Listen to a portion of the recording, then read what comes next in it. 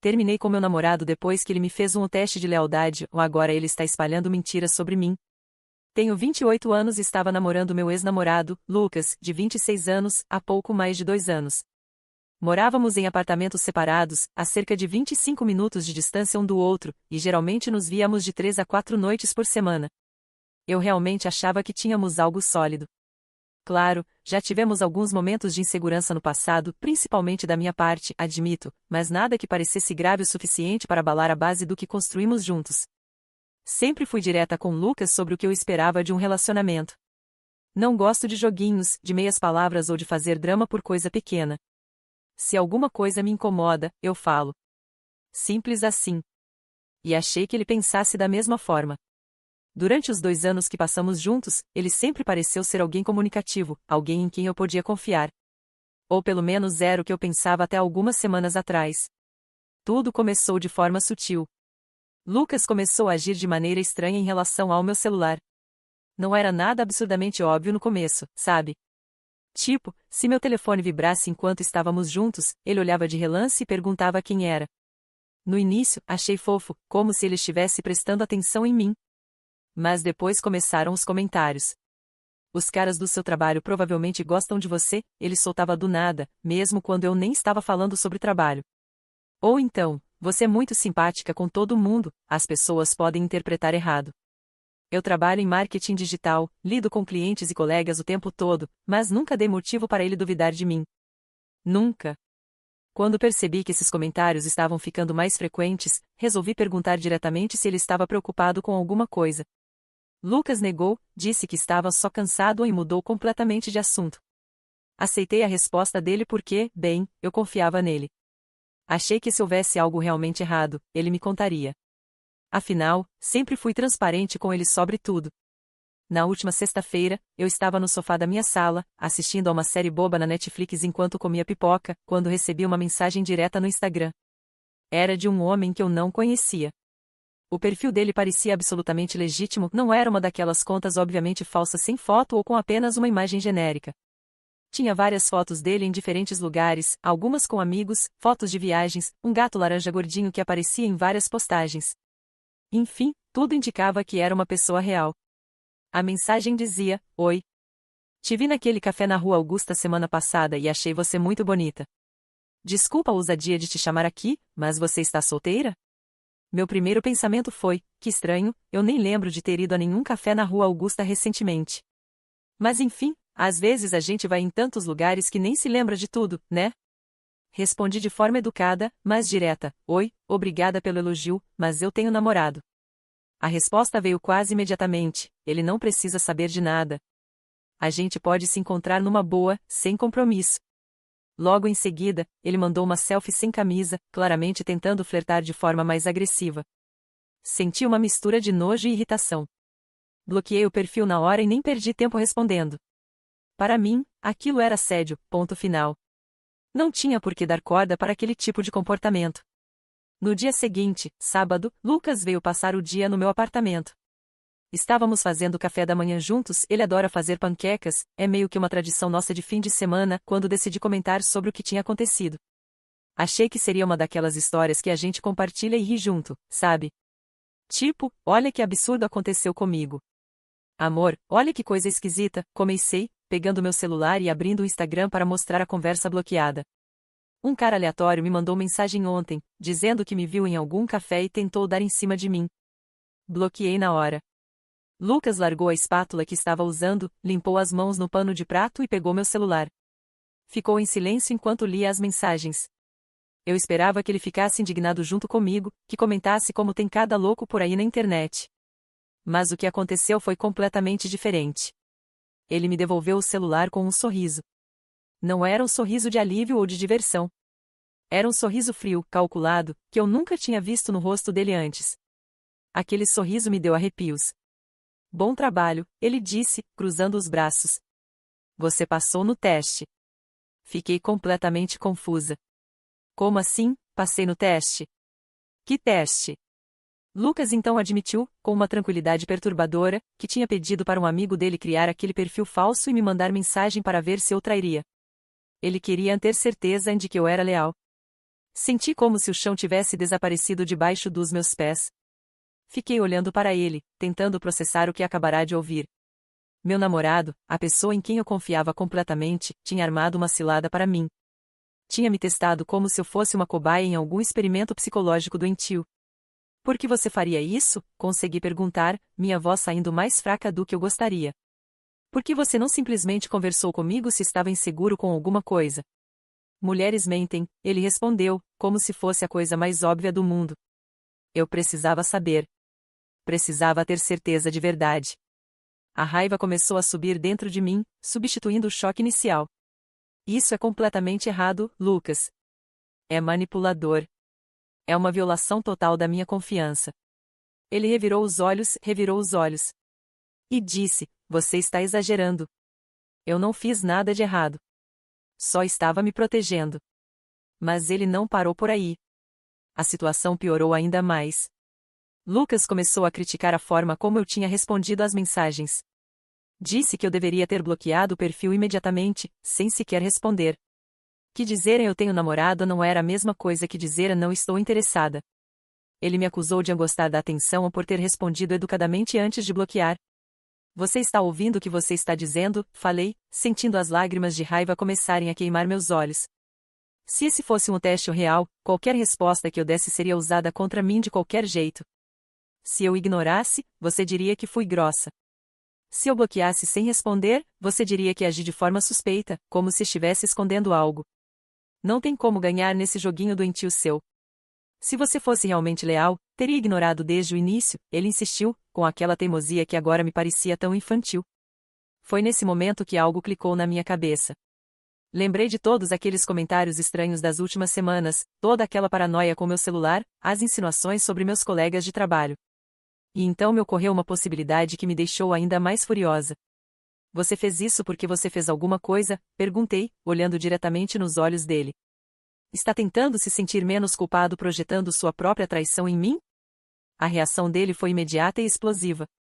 Lucas ficou vermelho, bateu a mão na bancada da cozinha e começou a gritar. Me chamou de louca, de paranoica. Disse que eu estava invertendo a situação quando ele só estava se protegendo de ser feito de idiota. Gritou que eu não tinha direito de acusá-lo de nada quando ele tinha sido esperto o suficiente para me testar antes. Naquele momento, olhando para aquele homem que eu achava que conhecia, que eu achava que amava, percebi que não podia mais continuar naquele relacionamento. A confiança estava completamente destruída. Não pela possibilidade de traição, que nunca existiu da minha parte, mas pela manipulação, pela falta de respeito, pela total ausência de comunicação honesta. Acabou, eu disse, com uma calma que me surpreendeu. A gente terminou. Eu não posso ficar com alguém que arma ciladas para mim e depois muda as regras do jogo para me fazer parecer errada de qualquer jeito. Pega as suas coisas e vai embora. Lucas ficou em choque. Acho que ele realmente esperava que eu ficasse grata por ter passado no teste dele, que eu aceitasse aquilo como prova de amor ou alguma besteira do tipo. Mas quando viu que eu estava falando sério, tentou voltar atrás. Amor, espera, a gente pode conversar sobre isso, ele começou, mudando completamente o tom de voz. Eu sei que exagerei, mas foi só porque eu te amo demais e não queria ser enganado. Não, eu o interrompi. Você não me ama. Você não confia em mim. E sem confiança, não existe relacionamento. Vai embora, Lucas. Ele tentou argumentar mais um pouco, mas eu me mantive firme. Eventualmente, ele pegou a mochila que tinha trazido com suas coisas para o fim de semana e saiu batendo a porta. Achei que aquilo seria o fim. Que ele entenderia que tinha ultrapassado todos os limites e me deixaria em paz. Mas estava muito enganada. Desde aquele sábado, Lucas não para de me mandar mensagens. Dezenas delas. Algumas são tentativas de reconciliação, outras são acusações furiosas.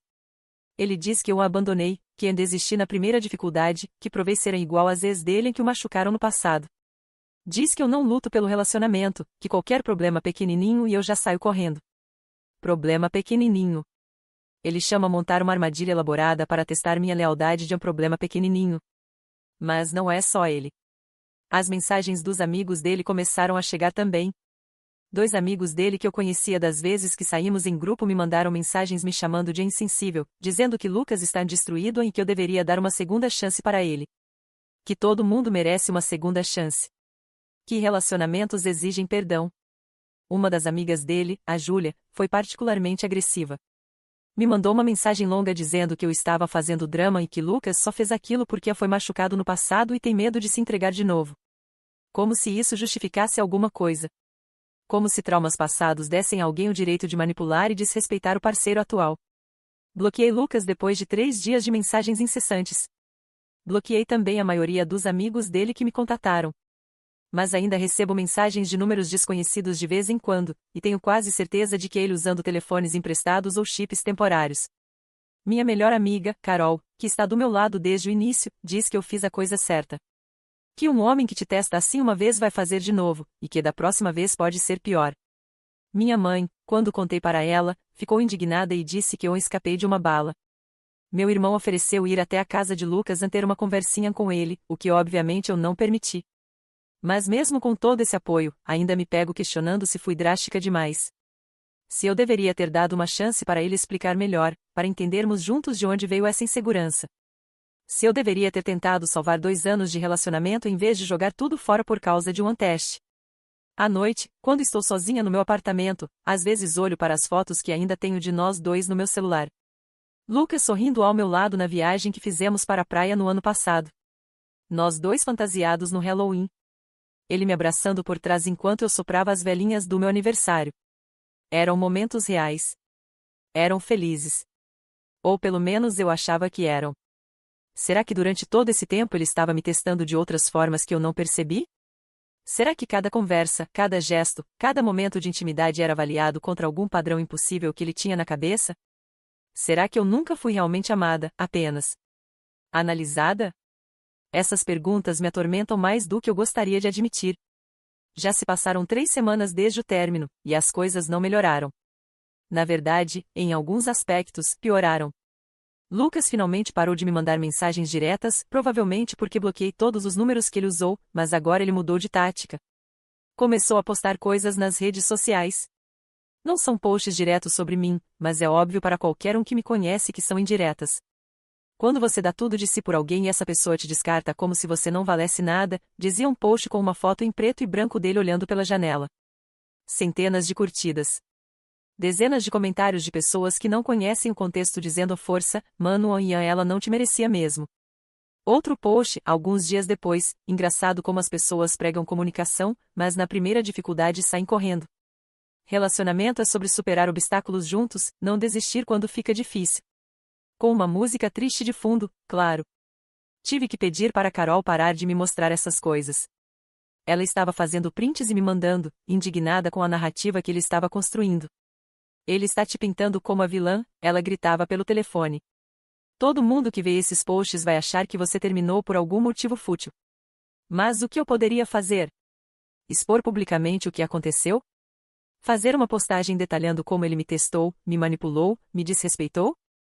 Isso só iria alimentar ainda mais drama, e eu não sou esse tipo de pessoa. Não quero transformar minha vida amorosa em entretenimento público para conhecidos aleatórios nas redes sociais. Então escolhi o silêncio. Apaguei as fotos que tínhamos juntos, não por raiva, mas porque olhar para elas doía demais. Mudei minhas configurações de privacidade para o máximo. Segui em frente, ou pelo menos tentei. O trabalho se tornou meu refúgio. Mergulhei de cabeça em novos projetos, aceitei horas extras, me voluntariei para tarefas que normalmente delegaria. Qualquer coisa para manter minha mente ocupada. Minha chefe, Patrícia, percebeu a mudança e me chamou para uma conversa particular.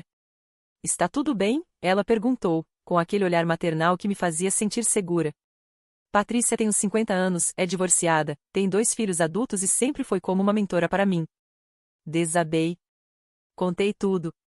Sobre o teste, sobre as mensagens, sobre como eu me sentia simultaneamente aliviada por ter terminado e culpada por não ter tentado salvar o relacionamento.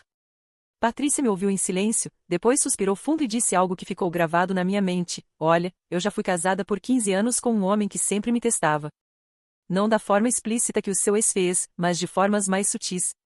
Ele criava situações para ver como eu reagiria, para confirmar suas suspeitas infundadas sobre mim. Demorei anos para perceber que isso era abuso emocional. A palavra abuso me atingiu como um soco. Eu nunca tinha pensado no que Lucas fez nesses termos. Para mim, era traição de confiança, manipulação, falta de respeito. Mas abuso? Será que tinha sido tão grave assim? Você fez a coisa certa, Patrícia continuou, colocando a mão no meu ombro. E vai doer por um tempo. Você investiu 2 anos da sua vida nesse relacionamento, é normal sentir essa perda. Mas melhor perder 2 anos do que desperdiçar mais 10, 20, tentando provar algo para alguém que nunca vai confiar em você de verdade. Suas palavras me confortaram, mas também me assustaram. Será que eu realmente tinha escapado de algo que poderia ter se tornado muito pior? Uns dias depois, algo aconteceu que fez tudo ficar ainda mais complicado. Eu estava no mercado, fazendo compras para a semana, quando esbarrei em Júlia, aquela amiga de Lucas que tinha me mandado mensagem me chamando de dramática. Ela estava com outra amiga que eu não conhecia, e quando me viu, seu rosto se iluminou com um sorriso que não tinha nenhuma genuinidade. Nossa, oi, ela disse, alto demais, chamando a atenção das pessoas ao redor. Que coincidência te encontrar aqui. Eu só queria pegar meus iogurtes e ir embora, mas ela bloqueou minha passagem com o carrinho. Sabe, o Lucas está muito mal, ela começou, e eu já senti meu estômago embrulhar. Ele mal está comendo. Está faltando no trabalho. Os amigos estão todos preocupados. Júlia, eu realmente não quero ter essa conversa, falei, tentando passar por ela. Você nem liga, né? Ela disse, e agora o tom era acusatório. 2 anos juntos e você simplesmente o descarta por causa de uma besteira. Uma besteira? Repeti, sentindo a raiva começar a ferver. Ele montou uma armadilha para mim, Júlia. Ele me testou como se eu fosse uma pessoa desonesta, como se 2 anos de lealdade não significassem nada. Ele só estava com medo de se machucar, ela rebateu. Depois de tudo que a ex dele fez com ele, você não pode culpá-lo por querer ter certeza. A amiga dela ficou em silêncio, claramente desconfortável com a cena que estava se formando. Algumas pessoas já estavam olhando para nós. Os traumas dele não são minha responsabilidade, eu disse, com a voz mais firme do que me sentia. E não me dão o direito de ser manipulada. Se ele não confiava em mim, deveria ter terminado ou buscado terapia, não criar situações falsas para me testar. Você é egoísta, Júlia cuspiu as palavras. Só pensa em si mesma. Relacionamentos exigem sacrifício. Sacrifício, sim. Humilhação, não, respondi, e finalmente consegui passar pelo carrinho dela. Saí do mercado tremendo, deixando metade das compras para trás. No carro, desabei em lágrimas. Por que isso estava acontecendo? Porque eu, a pessoa que foi desrespeitada, era tratada como se fosse a vilã da história. Quando cheguei em casa, liguei para minha terapeuta. Sim, eu tinha voltado à terapia depois do término. Era algo que eu já tinha feito no passado para lidar com ansiedade, mas tinha parado há alguns meses achando que estava curada. Claramente, precisava de ajuda novamente. Doutora Mariana atendeu minha ligação de emergência e conseguiu me encaixar no dia seguinte. Na sessão, descarreguei tudo, o encontro no mercado, as postagens nas redes sociais, a culpa que eu estava sentindo, as dúvidas que me consumiam à noite. Você está passando por algo chamado inversão de vítima, ela explicou. É quando a pessoa que causou o dano consegue manipular a narrativa de forma que ela se torna a vítima, e você, que foi prejudicada, se torna a vilã. É uma tática comum em relacionamentos abusivos. Lá estava aquela palavra de novo. Abusivo. Mas ele nunca me bateu, eu disse, quase defensiva. Nunca me xingou até aquele último dia. Nunca me impediu de fazer nada ou de ver meus amigos. Abuso não é só físico ou verbalmente explícito, doutora Mariana me interrompeu gentilmente. Abuso emocional pode ser sutil. Pode ser minar sua confiança, fazer você questionar sua própria percepção da realidade, manipular situações para ter controle. O que ele fez, criar um teste falso e então criticar sua resposta independentemente do resultado, é uma forma de manipulação e controle. Ela me fez uma pergunta que me deixou pensativa. Se uma amiga sua te contasse essa história, o que você diria para ela? Pensei por um momento. Se Carol me contasse que o namorado dela tinha feito um teste assim, eu ficaria horrorizada. Diria para ela terminar imediatamente. Que ela merecia alguém que confiasse nela, que a respeitasse, que se comunicasse como um adulto maduro. Por que era tão difícil aplicar esse mesmo padrão a mim mesma? Você não está louca, doutora Mariana disse, como se lesse meus pensamentos. Você não exagerou. E você definitivamente não é a vilã dessa história. Mas mesmo com a validação da terapeuta, da minha melhor amiga, da minha família, ainda havia momentos em que eu duvidava de mim mesma. Principalmente quando, uma semana depois, recebi uma mensagem de um número desconhecido. Não era Lucas, era a mãe dele. Querida, podemos conversar? Sei que vocês terminaram, mas gostaria muito de falar com você. Não vou tentar convencer você de nada, prometo. Só quero entender o que aconteceu. O Lucas não está bem e estou preocupada. Dona Marta sempre foi gentil comigo.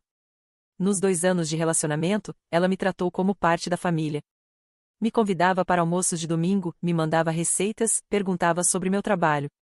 Havia uma parte de mim que sentia que devia a ela uma explicação. Contra o conselho de Carol, que disse que era uma cilada e que eu não devia nada a ninguém, concordei em tomar um café com Dona Marta. Encontramos em uma cafeteria neutra, longe tanto da minha casa quanto da dela. Quando ela chegou, vi que seus olhos estavam vermelhos, como se tivesse chorado recentemente. Meu coração apertou. Sentamos, pedimos nossos cafés, e ficamos em silêncio por um momento que pareceu durar uma eternidade. Obrigada por vir, ela finalmente disse. Sei que não foi fácil aceitar me ver. A senhora sempre foi gentil comigo, respondi. Eu não queria simplesmente desaparecer sem dizer nada. Dona Marta respirou fundo e disse, o Lucas me contou o que aconteceu. Sobre o teste. Meu corpo inteiro ficou tenso. Que versão ele tinha contado para ela? Ele me disse que fez uma besteira, ela continuou, e eu relaxei um pouco. Que testou você e que você ficou chateada e terminou com ele. Isso é uma versão resumida, eu disse cuidadosamente. Eu sei que meu filho não é perfeito, Dona Marta disse, mexendo no açúcar do café sem realmente adoçá-lo. E sei que ele tem seus problemas. O relacionamento anterior dele foi difícil. A Amanda o traiu várias vezes, mentiu, manipulou. Quando finalmente terminaram, ele ficou destruído. Levou mais de 1 ano para ele voltar a confiar em alguém. Eu conhecia essa história. Lucas tinha me contado sobre Amanda, sobre como ela tinha o traído com um colega de trabalho, como ela tinha mentido na cara dele por meses. Era uma das razões pelas quais eu tinha sido tão paciente com os momentos de insegurança dele no início do nosso relacionamento. Eu entendo que ele tenha traumas, eu disse. Mas isso não justifica o que ele fez comigo, Dona Marta. Ele não confiava em mim, mesmo depois de 2 anos. Ele preferiu me testar, me manipular, do que simplesmente conversar comigo como um adulto. Eu sei, ela disse, e havia lágrimas nos olhos dela agora. Eu sei que o que ele fez foi errado. Eu disse isso para ele. Mas... Ela hesitou, e eu esperei. Será que não há uma chance de vocês conversarem? De verdade? Sem testes, sem jogos. Só 2 adultos tentando entender o que deu errado e se há algo que possa ser consertado? Olhei para Dona Marta e vi a esperança genuína nos olhos dela. Ela realmente acreditava que uma conversa poderia consertar tudo. Que o amor que Lucas e eu compartilhávamos durante 2 anos era forte o suficiente para superar essa traição de confiança. Dona Marta, comecei, escolhendo minhas palavras cuidadosamente. Eu respeito muito a senhora. E sei que deve ser difícil ver seu filho sofrendo. Mas o problema não é só o teste em si. É tudo que veio depois. Ela me olhou, confusa. Depois? Ele não apenas me testou, expliquei, sentindo a frustração voltar à tona. Quando eu bloqueei aquele perfil falso e mostrei para ele, achando que estava compartilhando algo ruim que tinha acontecido comigo, ele me disse que eu tinha passado no teste. Como se eu fosse uma estudante sendo avaliada. E então, em vez de se desculpar por ter feito algo tão manipulador, ele começou a criticar a forma como eu respondi. Disse que eu deveria ter ignorado completamente, que dizer eu tenho namorado não era suficiente, que eu estava gostando da atenção. Dona Marta ficou pálida. Claramente, Lucas não tinha contado essa parte da história para ela. E quando eu questionei por que ele tinha feito isso, quando sugeri que talvez ele estivesse projetando sua própria culpa em mim, ele explodiu. Me chamou de louca, disse que eu estava invertendo a situação. Não houve nenhum pingo de arrependimento ou responsabilidade da parte dele. Eu não sabia de tudo isso, ela murmurou, a voz embargada. E agora ele está postando nas redes sociais, fazendo parecer que eu terminei por algo fútil. Seus amigos estão me mandando mensagens me chamando de insensível, de dramática. Uma delas me encurralou no mercado e me disse que eu era egoísta por não sacrificar minha dignidade pelo relacionamento. Limpei uma lágrima que insistia em cair. Não queria chorar ali, não na frente dela. Dona Marta, o que Lucas fez não foi um erro bobo. Foi uma escolha deliberada de não confiar em mim, de me manipular, de criar uma situação onde eu estava fadada a falhar de qualquer jeito. E mesmo agora, semanas depois, ele não assume responsabilidade. Ele está se fazendo de vítima. Dona Marta ficou em silêncio por um longo tempo, olhando para sua xícara de café que já estava fria. Quando finalmente falou, sua voz estava diferente, mais pesada. Ele fez isso antes, ela disse baixinho. O quê? Com a Amanda. Antes de descobrir que ela estava traindo, ele já estava testando ela. Pagava amigos para flertar com ela, checava o celular dela escondido, criava situações para provar que ela era leal. Quando descobriu a traição, ele usou isso como justificativa para todo o comportamento controlador que tinha tido antes. Meu sangue gelou. Então não era a primeira vez. Isso era um padrão. Eu achei, Dona Marta continuou, com a voz trêmula, que com você seria diferente. Você é tão diferente da Amanda. Tão confiável, tão transparente. Achei que ele teria aprendido, que teria amadurecido. Por que a senhora está me contando isso agora? Perguntei. Ela finalmente me olhou nos olhos. Porque quando você saiu de casa naquele dia, eu perdi uma nora. Mas talvez tenha salvado você de anos de infelicidade. E isso é mais importante. Senti um nó na garganta. Dona Marta estava essencialmente dizendo que eu tinha feito a escolha certa, mesmo que isso significasse perder o filho dela. Ele precisa de ajuda profissional, ela disse. Terapia, talvez. Para lidar com esses traumas e esses comportamentos. Mas isso não é sua responsabilidade. Você não tem que se sacrificar para consertar meu filho. Segurei a mão dela sobre a mesa. Obrigada por dizer isso. Conversamos mais um pouco, sobre coisas mais leves, sobre como eu estava, sobre os planos dela de visitar a irmã no interior. Quando nos despedimos, ela me abraçou forte e sussurrou no meu ouvido: você merece alguém que confie em você sem precisar de provas. Não se contente com menos. Voltei para casa me sentindo estranhamente mais leve, mas também mais triste. Era o fechamento de um capítulo, de verdade agora. Não era só terminar com Lucas, era terminar com toda aquela vida que eu tinha imaginado com ele. As viagens que tínhamos planejado, as conversas sobre morar juntos um dia, os sonhos vagos de um futuro compartilhado. Naquela noite, finalmente deletei as fotos que ainda mantinha escondidas em uma pasta no meu celular. Não precisava mais delas. Não queria mais olhar para trás e me perguntar em si. Mas o universo, aparentemente, não tinha terminado de me testar. 2 dias depois do café com Dona Marta, recebi uma ligação de um número que eu não reconheci. Normalmente eu não atenderia, mas estava esperando um retorno de um fornecedor do trabalho, então atendi. Alô? Oi, você não me conhece, mas meu nome é Rafael. Sou amigo do Lucas. Meu primeiro instinto foi desligar, mas algo no tom de voz dele me fez pausar. Ele não soava agressivo ou acusatório como os outros amigos de Lucas tinham sido. O que você quer? Perguntei, mantendo minha voz neutra. Olha, eu sei que você deve estar cansada de amigos do Lucas te contatando, mas eu realmente preciso te contar uma coisa. Não para fazer você voltar com ele ou nada assim. Só. Você precisa saber. Saber o quê? Houve uma pausa longa do outro lado da linha. Eu podia ouvir ele respirando, como se estivesse reunindo coragem. O Lucas está dizendo para todo mundo que você traiu ele, Rafael finalmente soltou. Que ele descobriu mensagens no seu celular, que você estava tendo um caso com alguém do trabalho, e que quando ele te confrontou, você terminou com ele para ficar com outro cara. Fiquei sem ar. Literalmente tive que sentar no chão porque minhas pernas não me seguravam mais. Isso é completamente falso, consegui dizer. Eu nunca, jamais. Eu sei, Rafael me interrompeu. Ou pelo menos, eu desconfio muito. Por isso estou te ligando. Eu conheço o Lucas desde a faculdade, e já vi ele fazer isso antes. Reescrever a história para se fazer de vítima. Mas dessa vez ele está indo longe demais. Ele está destruindo sua reputação. Como assim, indo longe demais? Ele criou um grupo no WhatsApp com vários amigos em comum de vocês, pessoal que vocês conheceram em festas, colegas de academia, gente do bairro. Está espalhando essa versão da história. Dizendo que você é manipuladora, que brincou com os sentimentos dele, que ele o perdoaria a traição mas você escolheu o outro. Senti a sala girar ao meu redor. Ele estava ativamente destruindo minha reputação. Mentindo para pessoas que eu conhecia, que me viam no dia a dia. Por que você está me contando isso? Perguntei, minha voz saindo mais fraca do que eu gostaria.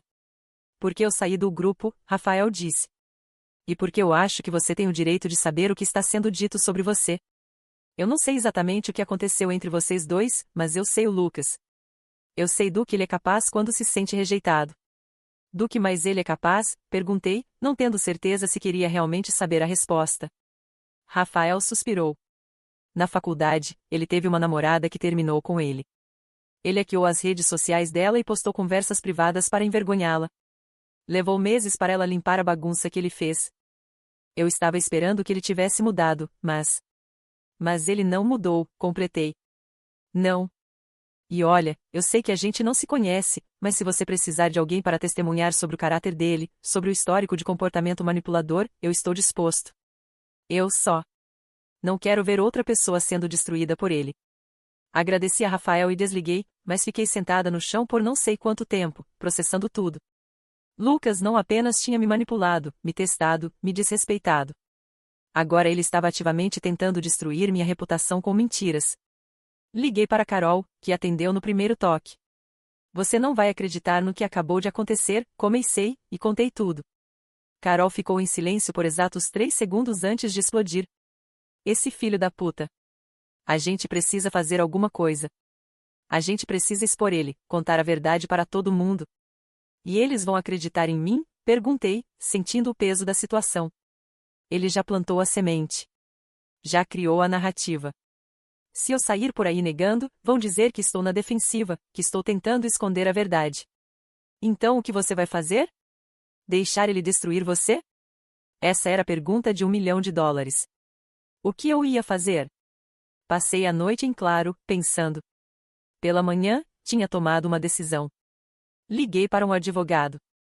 A doutora Beatriz Campos era especialista em casos de difamação e assédio. Carol tinha me passado o contato dela, dizendo que uma prima tinha usado seus serviços antes. Marquei uma consulta urgente. No escritório dela, 2 dias depois, contei toda a história do começo. O teste, o término, as mensagens, as postagens, e agora as mentiras que estavam sendo espalhadas. Mostrei prints de tudo que eu tinha guardado, as mensagens dele após o término, os posts nas redes sociais, o relato de Rafael sobre o grupo de WhatsApp. Doutora Beatriz ouviu tudo com atenção, fazendo anotações ocasionais.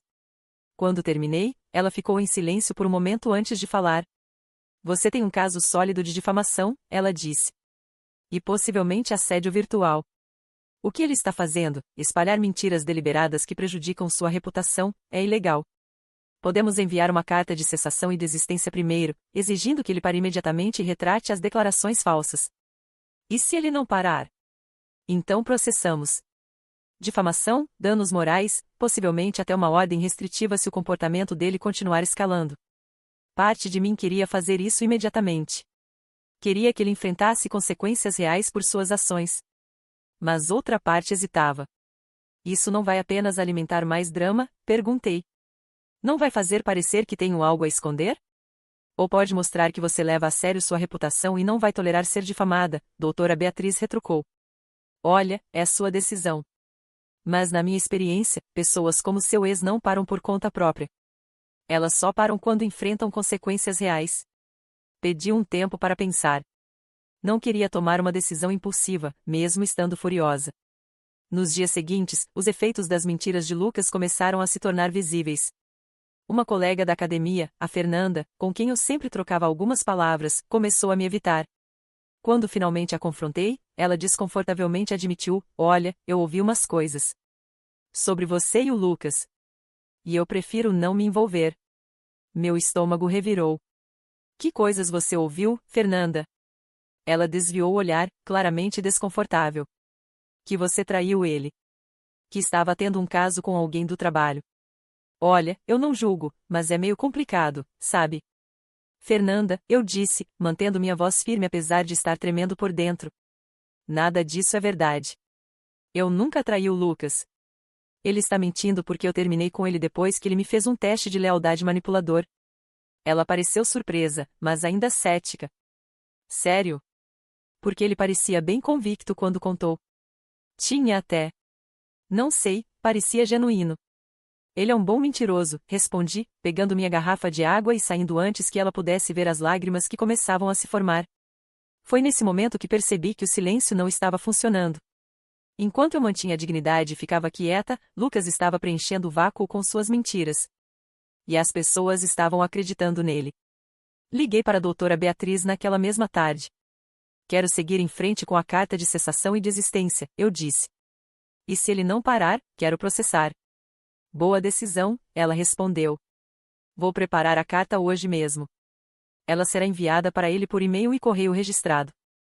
Basicamente, vai exigir que ele, 1. Pare imediatamente de espalhar informações falsas sobre você. 2. Remova qualquer postagem nas redes sociais que contenha difamação. 3. Envie uma retratação para todas as pessoas para quem ele espalhou essas mentiras.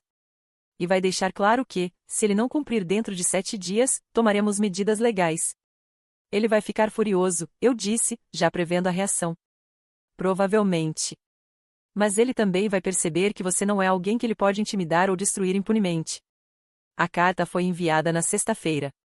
Na segunda-feira de manhã, meu telefone explodiu com mensagens. Lucas tinha criado um novo perfil em uma rede social, já que eu tinha bloqueado em todos os outros, só para me mandar uma enxurrada de mensagens. Não abri nenhuma delas, apenas tirei prints de todas para minha advogada. Mas as notificações continuavam chegando. Carol, que ainda não tinha bloqueado Lucas em todas as plataformas, mantinha um perfil falso para monitorar o que ele postava, me ligou quase gritando. Ele postou sobre a carta. Ele está dizendo que você está ameaçando ele legalmente para silenciá-lo porque não quer que as pessoas saibam a verdade sobre você. Ele postou a carta? Perguntei, alarmada. A carta continha meu endereço e outras informações pessoais. Não, graças a Deus.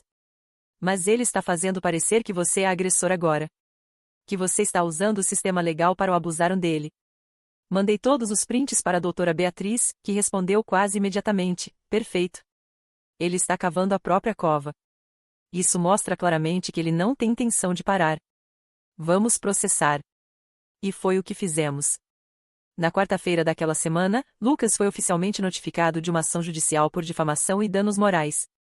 A reação foi intensa.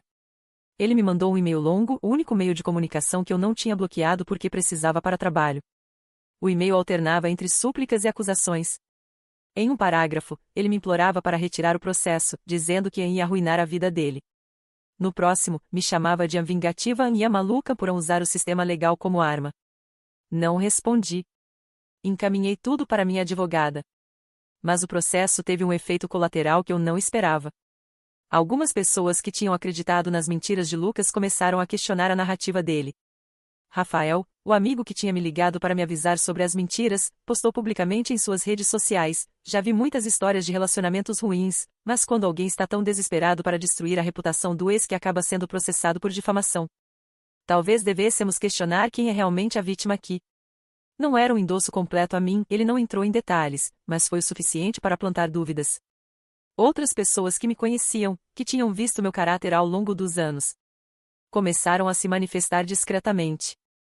Uma colega de trabalho com quem eu tinha feito alguns projetos postou: conheço integridade quando vejo. E algumas pessoas têm muito mais do que aparentam. Não era sobre mim explicitamente, mas o timing era óbvio. Fernanda da academia me mandou uma mensagem pedindo desculpas. Fui precipitada em acreditar em fofoca. Desculpa. Se você quiser conversar, estou aqui. Aceitei o pedido de desculpas, mas mantive distância. A confiança, uma vez quebrada, é difícil de reconstruir. Enquanto isso, o processo seguia seu curso. Lucas tentou várias táticas para me fazer desistir. Primeiro, tentou a intimidação, me mandando mensagens, que ele não sabia que eu estava documentando, dizendo que processos são caros e que eu ia me arrepender de gastar dinheiro com isso. Depois, tentou a vitimização, postando sobre como ele estava sendo perseguido legalmente por uma ex-vingativa e montando uma vaquinha online para pagar advogados. A vaquinha arrecadou menos de R$ 300 e foi rapidamente removida depois que algumas pessoas começaram a fazer perguntas inconvenientes nos comentários. Por fim, tentou a manipulação emocional através da mãe dele. Dona Marta me ligou, e dessa vez sua voz estava exausta. Ele me pediu para falar com você. Para te convencer a retirar o processo. E a senhora vai fazer isso? Perguntei. Não, ela suspirou. Eu disse para ele que ele criou essa situação sozinho e precisa lidar com as consequências. Mas ele é meu filho. Eu tinha que pelo menos ligar. Eu entendo, respondi. Mas eu não posso retirar o processo, Dona Marta. Não depois de tudo. Eu sei, ela disse, e havia aceitação em sua voz. Eu só espero que isso sirva de lição para ele. Que ele finalmente busque a ajuda que precisa. Mais 2 semanas se passaram. O advogado de Lucas finalmente entrou em contato com doutora Beatriz propondo um acordo. Ele quer fazer um acordo extrajudicial, ela me informou em nossa reunião. Está disposto a fazer uma retratação pública formal nas redes sociais, admitindo que as alegações sobre traição eram falsas e remover todas as postagens difamatórias e enviar mensagens individuais para todas as pessoas do grupo de WhatsApp retratando as mentiras e pagar uma compensação por danos morais. Quanto ele está oferecendo? 15 mil reais. Era uma quantia significativa, mas não era sobre o dinheiro. Nunca foi. E se eu recusar o acordo? O que acontece? Vamos a julgamento. Pode demorar meses, talvez 1 ano ou mais. É mais estressante, mais desgastante emocionalmente. Mas se ganharmos, e eu acredito que ganhamos, a compensação pode ser maior e ele vai ter uma condenação oficial no histórico. Pensei bastante sobre isso. Parte de mim queria ir até o fim, queria vê-lo oficialmente condenado. Mas outra parte de mim só queria fechar esse capítulo e seguir em frente. Eu aceito o acordo, finalmente decidi. Mas com uma condição adicional, ele precisa fazer terapia. Precisa estar documentado que ele está buscando ajuda profissional. Doutora Beatriz ergueu as sobrancelhas. Isso é incomum, mas posso incluir na proposta. Surpreendentemente, Lucas aceitou todos os termos. Talvez porque percebeu que a alternativa seria muito pior. Talvez porque finalmente entendeu a gravidade do que tinha feito. A retratação pública dele foi postada em todas as suas redes sociais em uma sexta-feira à tarde. Era curta, mas clara. Gostaria de fazer uma retratação pública. Recentemente, fiz alegações falsas sobre minha ex-namorada, incluindo acusações infundadas de infidelidade. Essas alegações eram completamente falsas e foram feitas em um momento de dor e raiva após nosso término. Ela nunca me traiu. Ela não fez nada de errado. Eu difamei seu caráter e sua reputação, e isso foi injusto e errado. Peço desculpas sinceras a ela e a qualquer pessoa que possa ter sido afetada por minhas palavras. Estou buscando ajuda profissional para lidar com minhas questões pessoais de forma saudável no futuro. Os comentários no post foram mistos. Alguns amigos dele ficaram chocados, outros fizeram piadas cruéis. Mas houve também comentários de pessoas elogiando a coragem dele de admitir o erro publicamente. Não sei se concordo que foi a coragem, ele só fez porque foi forçado, mas pelo menos estava feito. Nas semanas seguintes, recebi mensagens de pedido de desculpas de várias pessoas que tinham acreditado nas mentiras dele. A maioria eu aceitei com graça, algumas eu simplesmente ignorei. Nem todo mundo merecia meu perdão ou minha energia. Fernanda da academia voltou a me cumprimentar normalmente. Júlia, curiosamente, nunca disse nada, nem pediu desculpas, nem comentou sobre a situação. Simplesmente começou a agir como se nada tivesse acontecido. Carol organizou uma pequena celebração quando o acordo foi finalmente assinado. Você merece comemorar essa vitória, ela disse, abrindo uma garrafa de vinho no meu apartamento. Não parece uma vitória, admiti, me sentando no sofá. Parece. Exaustão. Você enfrentou alguém que tentou destruir você e saiu por cima, Carol disse, me entregando uma taça. Isso é uma vitória, sim. Mesmo que não pareça. Talvez ela estivesse certa. Mas naquele momento, eu apenas me sentia cansada. Cansada de brigar, cansada de me defender, cansada de ter que provar meu próprio caráter para pessoas que deveriam ter confiado em mim desde o início. O processo todo, desde o término até o acordo final, tinha levado quase 3 meses. 3 meses que pareceram 3 anos. Mas finalmente, acabou. Ou pelo menos eu achava que tinha acabado. Porque 2 semanas depois do acordo ser assinado, recebi uma mensagem de um número desconhecido. Não era Lucas. Era Amanda. A ex dele. Oi. Sei que você não me conhece, mas preciso falar com você. É sobre o Lucas. Por favor, me dê uma chance. Fiquei olhando para a mensagem de Amanda por vários minutos antes de decidir responder. Parte de mim queria simplesmente bloquear o número e seguir em frente. Já tinha lidado com drama suficiente. Mas a curiosidade venceu.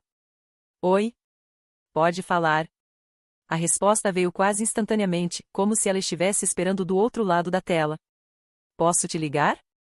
É mais fácil explicar por telefone. Hesitei, mas acabei concordando. Segundos depois, meu telefone tocou.